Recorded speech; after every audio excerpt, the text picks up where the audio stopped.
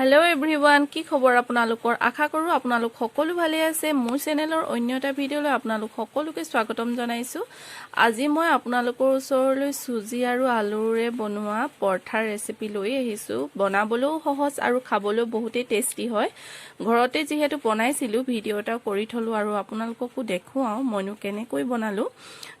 যদিহে আপোনালোকে বনোৱা নাই এবাৰ মই বনোৱা পদ্ধতিত বনাই চাবচোন খাবলৈ বহুতেই ভাল লাগে বিশেষকৈ সৰু ল'ৰা ছোৱালী এটো বহুত ভাল পাব খাবলৈ আৰু এতিয়া কেনেকৈ বনালো চাও আহক এনেকৈ বাটি এটা লৈ লৈছো আৰু ইয়াত দিছো 1 কাপ সুজি এই সুজিখিনি মোৰ মিহি সুজি হয় কিছুমান অকনমান ডাঙৰ ডাঙৰ সুজি থাকে হেতু নহয় এটো একদম পেকেটৰ ধুনিয়া মিহি সুজিটো আৰু একে পৰিমাণতে একেটা কাপেৰে দিছো 1 কাপ পানী 1 কাপ সুজিত 1 কাপ পানী দিছো আৰু এইখিনি ধুনিয়াকৈ মিক্স কৰি ললো আৰু এতিয়া মই এইখিনি 10 মিনিট মানৰ কাৰণে ঢাকন এখন দি থৈ দিম যাতে সুজিখিনিয়ে ধুনিয়াকৈ পানীখিনি হুহি লয় আৰু সুজিখিনিও ধুনিয়াকৈ ফুলি যায় আৰু এয়া চাওকচোন 10 মিনিটৰ পিছত দেখুৱাইছো ধুনিয়াকৈ এইখিনি এবজৰ্ব হৈ গল আৰু এতিয়া ইয়াত দিম মই অকনমান আজওয়াইন হাতেৰে মোহাৰি লৈছো আপুনি হাতেৰে অকনমান মোহাৰি দিব অকনমান কম পৰিমাণত আৰু দিছো কেইটামান কলা জিৰা আৰু অকনমান আধা চামুচ দিছো জিৰা গোটা জিৰা আৰু দিছো অকনমান নৰসিংহ পাত সৰু সৰুকৈ কাটি লৈছো যদি আপোনালোকে এইকেটা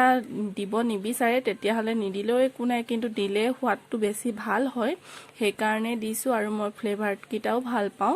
আৰু দিছো এচামুচ সৰু চামুচেৰে নিমখ আৰু দিম এতিয়া এই আলু বইল কৰি লৈছিলো দুটা মিডিয়াম সাইজৰ এইকিটা আলু ইয়াত দি দিছো বৰ বেছি ডাঙৰ আলু নহয় এইকিটা আলু কেইটা ধুনিয়াকে বইল কৰি এইকিটা ৰুকনিত ৰুকি লব তেতিয়া যিখন পৰঠা বনাম তেতিয়া বেছি ভাল হয় অকনমান যদি গোটা গোটা থাকে হয়তো খাবলৈ বেয়া লাগিব সেই কাৰণে যিমান পাৰে ৰুকনিত ৰুকি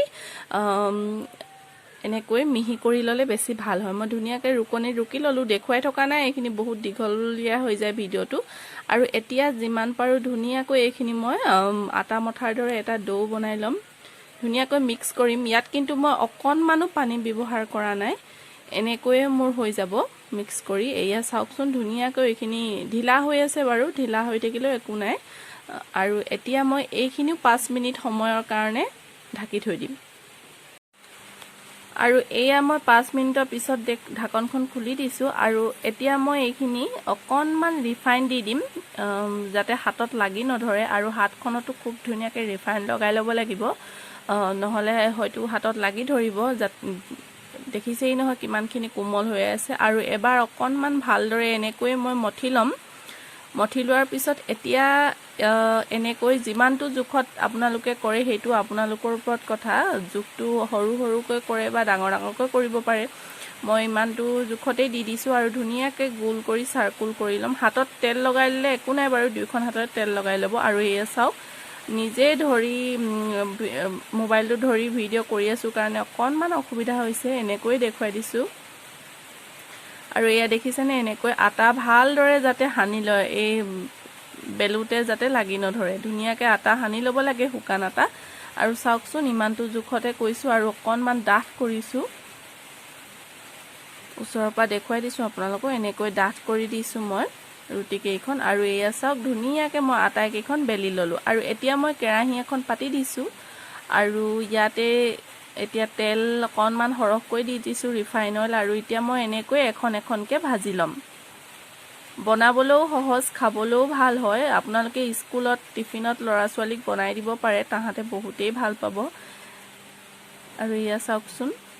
এনেকৈ উলট পালট কৰি এখন হুইজাই লম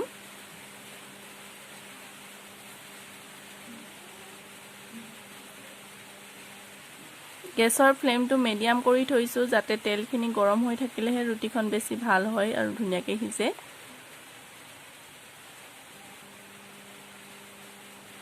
আৰু এইখন মোৰ হৈ গল ৰুটি এতিয়া বাকিখনো মই তেনেদৰেই বনাই লম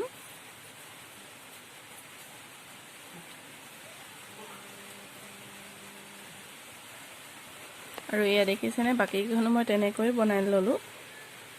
আজিৰ ভিডিঅ'টো ইমানেই আছিল কেনেকুৱা পালে জনাব যদি ভাল পালে প্লিজ লাইক এটা কৰি দিব চেনেলটোলৈ যদি নতুনকৈ আহিছে চেনেলটো সাবস্ক্ৰাইব কৰিব কাষতে থকা বেল বটনটো প্ৰেছ কৰি অল কৰি থব তেতিয়া মই যিবিলাক ভিডিও দি থাকো তাৰ নটিফিকেশন সমূহ পাই থাকিব আৰু বাকি কিখনো মই এনেদৰে বনাই ললো আৰু এই কিখনো মোৰ ধুনিয়াকে হৈ গল বাৰু আৰু ইমান সময় মোৰ ভিডিওটো চাই থকাৰ বাবে অশেষ ধন্যবাদ আকৌ লগ পাম আপোনালোকক খুব ধুনিয়া এটা ভিডিওৰ হৈতে তেন্তে আজিলৈ বাই বাই